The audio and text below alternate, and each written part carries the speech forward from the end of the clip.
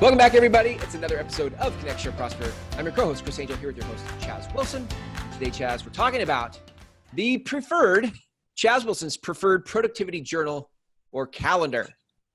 Yeah, well, so I might be kind of boring on this because I'm about as routine discipline as they get. And I'm all about productivity, not being busy. Yeah. So, wait. Before you don't say what it is yet. Here's what I want to frame it first with saying, like, there's a lot. If you look at, like, there's all sorts of new productivity journals that are coming out like every year. For some reason, I've just noticed it in the last 2 or 3. There's a lot of paper journals coming out that you can write in for productivity. I've tried a couple, and some of them fit, some of them don't.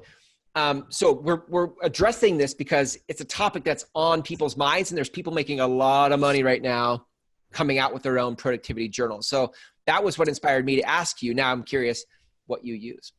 Well, and we've even created our own and sold them. And then I even got away from using it because it just, to me, it was like the easiest thing for me to carry around is this. Right. Yeah. I get the writing down and carrying the journaling, and I do write goals down, my goals all the time. And I write those down. I have that stuff in front of me, but I'll tell you the 2 things. So for journaling, and this sounds really basic, but my whiteboard, and I keep them on my whiteboard. And then when they need to change, I change them, but they stay. I have little corners on my whiteboards. And now I have my home office where in the corners, I have the different quadrants that I'm working on my one goal, and they just sit there in front of me all the time. Do you ever take pictures of that, by the way, and save it to an Evernote or some type of a?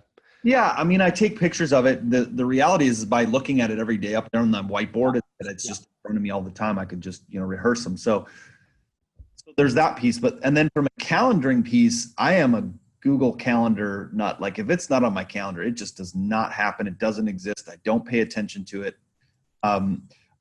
There's pros and cons to that for sure. Because of that, I am very disciplined to the appointments. So I'm always like this, and probably somebody watching this has been a friend of this with me, so I apologize ahead of time. I get super frustrated when someone misses an appointment. They're like, oh, I didn't know it was at 10. I thought it was at 2 or whatever. And I'm like, I manage like if I shared my screen, we could, but if I shared my calendar, it's packed full. Yeah. Time. Yeah. And so I'm always like, how did you no, I've done it too. I've missed them once in a while, but there's some people who do it all the time. And I'm like, there's no way you have more on your calendar than I do. How did you miss that? Yeah. I just think they make it up as they go, or they try to remember like where they're supposed to be. No. Okay. So question. So what's very common to be on a calendar, like Google Calendar, are appointments with other people besides yourself. But do you then put in how do you put in, because it sounds like you're actually planning time in your calendar for your projects and stuff, not just people. Yes. Do you do that or no? No, there is. There's time to work. Like I talked about in previous episodes about business planning and goal settings. And so those priorities get booked on there too. So for instance, like I'm writing a book right now, writing another book. There is time blocked on my calendar for book writing.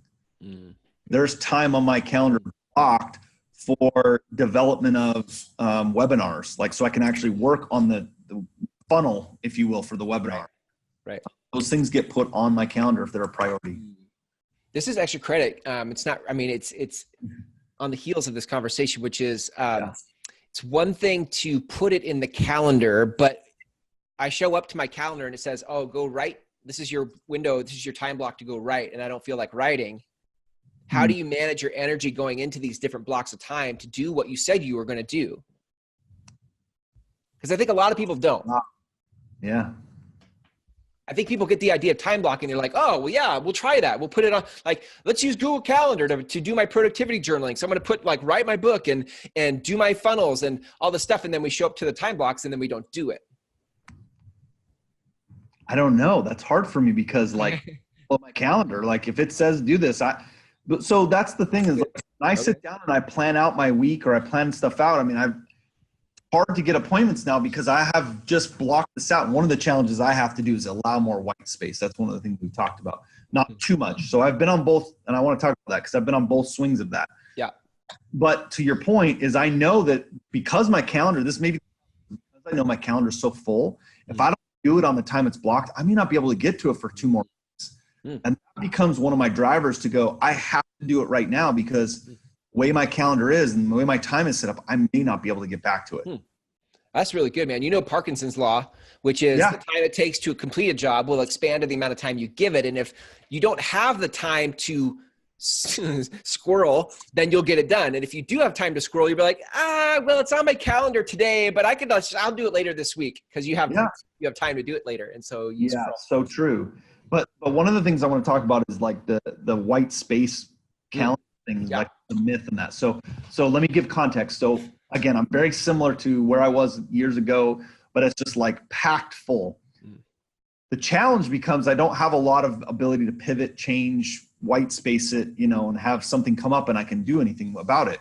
Right. So I went to this place where I was like, okay, I told my team, every day after 2:00, I want nothing in the afternoon after 2:00, and I want all day Friday open. You can't book anything on there. Well, what happened was I was like, I'm going to use this time to be more, with my wife, or I'm going to do, other things. Man, I drove myself crazy. Now, maybe I could have given it longer and I would have adapted better to it. But I got into a frame where I go home and I feel so fulfilled because I'm doing so much and I'm making so many things happen. When I stopped by 2 p.m. or I took all day Friday off, I just got anxious. Like I know next week's packed. And so why am I taking Friday off? Because someone told me I should. Like they're not running my life. They're not accomplishing the goals I want. Yeah. Oh, you work too much. Says who? Why do you matter to that? Unless it's my wife, my kids, like that kind of thing, unless they're giving me that feedback, which they're not, I spend time with them, which we've done on previous episodes as well. Yep. Then who cares? If I want to work 5 days a week and I'm going to pack my calendar full, then I'm going to do that. I don't need to feel this guilt around it. I'm just going to. And so that's what I do. Nice. I like it. It's good. It's good. So just to be clear, you use the calendar system you use is. I just use Google Calendar, man. Yeah. I try. I'm a very simplistic person. I've tried different things. I've tried color coding. I've tried planners that have tabs, and I've literally tried so many different things. And I'm not saying they're bad. For me, it's like, boom, Google Calendar, it's on there. I block certain time for the high priorities. I do those ahead of time, vacations, family time, the high priority activities, and then the rest gets filled in with appointments. Yeah, I like it. And I would probably add because I'm also someone who's tried different productivity journals and calendars. Because I always like the idea of it. I really like the idea of it. I'm like, oh, this is some tool I could hack my productivity. And what it always comes back to is I'm trying to organize my thoughts inside of somebody else's form or format, right? And ultimately, I always get stuck in the layout of it because it never fits quite right. And so I guess what I'm saying is it might work for some, and that's cool. You need to find what works for you, but just be careful of the distraction called, oh, I'm going to buy this planner. And then you're like, no, that didn't work. I'll try another planner. And we keep trying to find planners. Well, there's productivity avoidance because you're planning.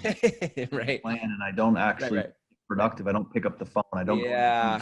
Listen, I know that all too well. I mean, it's a form of, it is a very artistic form of getting ready to get ready. It's like, I'm going to lay this out. It's going to be pretty. I'm going to be super organized. My productivity journal is going to save me. That's the thing, I guess what we're saying is just be careful. You're not putting too much pressure on the productivity journal to be the thing that, saves you. Well, and there's one other component we didn't talk about, which could be, again, a whole nother episode. But the truth of the matter is that because my calendar is very disciplined like that and I follow it, there's two things that happen. One is, I'm predictable, and that allows my family and those important to me. I set rhythm with them. They know when I'm going to be home. They know when things are going to happen, and they can trust my calendar because I follow it. Number two, my staff and my team and those around who are supporting my mission, they respect and follow my calendar too, can support and help me. I mean, I've had times where I'm into a meeting, I'm focused on something, and they'll come in and go, hey, by the way, just want to let you know you have a call in 2 minutes. I didn't know if you're, oh yeah, thanks for the reminder. They're on it because they know how much I stick to that calendar. So it's kind of cool because they protect it for me. Yeah. They know how much I follow it. Yeah. What are you saying would be the other episode? Something around? I just think around, number one, the predictability of what it does for those around you. Yeah. And number two, if you're going to add team members or if you have team members, what that does for them when you follow that calendar, you share it with them when they have access to that kind of stuff. the value that brings to a team when you're building. Mm-hmm. Yeah, I love it. Let's do an episode on that, predictability and structure. I like that. Sure. I also like the word you used, rhythm. I think rhythm is something that we do it, and we think about it in sports a lot. We often don't think about it in life and productivity. So I think, well, let's do that. In the meantime, if people want to connect with you, they want to join a Master Networks chapter, start their own, or even like get some coaching from you, what's a great place to go? Yeah, I would go to masternetworks.com, reach out to our network, look at starting a chapter. If you're a member of Master Networks watching this, share this with a friend and just let them know that, this is what we talk about every day in our chapters. This is what we talk about on our online university podcast like this. This is the message we're doing to educate, equip, and empower entrepreneurs around the country. I do love that. When we get done in our chapter, my chapter here in Spokane, one of the things that always comes up is the conversation. One of the things that's most valued in the chapter meetings is the conversation. And it's very much like this, like the conversations you and I have are the conversations that spill over into our chapter. So true. I love that. Awesome, Chaz. Thanks for a great episode. We'll catch you next time. Thanks, Chris.